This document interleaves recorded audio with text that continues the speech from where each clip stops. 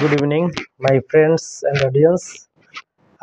আমি ডক্টর আশিস মজুমদার আপনাদের মাঝে আবার হাজির হয়েছি। আমাদের আজকের একটি গুরুত্বপূর্ণ লেসন, সেটা হচ্ছে মেডিকেল লেসন। আজকে মেডিকেল লেসনে একটি নতুন জিনিস আপনাদের সাথে শেয়ার করব, সেটা হচ্ছে একটা রোগীর ভাষণ। ছোট একটা ছেলে, ওই রোগীটার একটু ভাষণ নিয়ে একটু ডিসকাস করব। ছেলেটার বয়স 11 বছর। তো মা এবং বাবা দুজনই সাথে এসেছেন। ছেলেটার কাশি নিয়ে এসেছে। ছেলেটার কাশি হয়েছে, মা বাবা দুজন মিলে তাকে নিয়ে এসেছেন।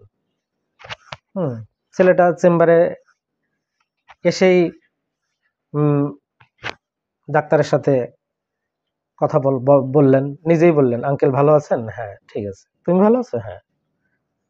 এবার তাকে জিজ্ঞেস করা হলো, নাম কি? বলছে আবির। আচ্ছা।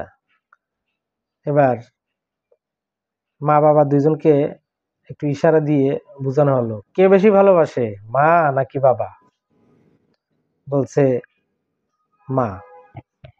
আবার একটু পরে সঙ্গে সঙ্গে বলে উঠলো, না না, বাবাও ভালোবাসে বেশি। তা তুমি দুজনের কথা বললে কেন? না,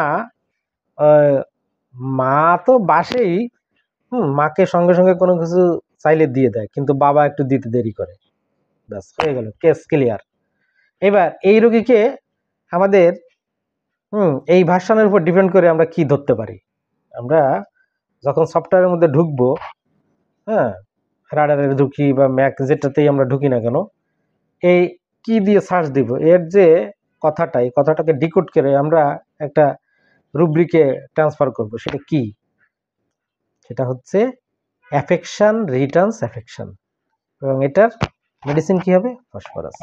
এই বাচ্চাটিকে ফসফরাস দেওয়া হয়েছিল, তার কাশি ভালো হয়ে যায়।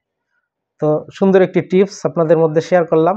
চেম্বারে যদি এরকম পান, মা বাবার সাথে যদি কোনো বাচ্চা আসে, জিজ্ঞেস করবেন, কি, কে বেশি ভালোবাসে তোমাকে, মা নাকি বাবা? কেউ আছে খুব চালাক, বলবে কি দুজনই ভালোবাসে, ইন্টেলিজেন্ট।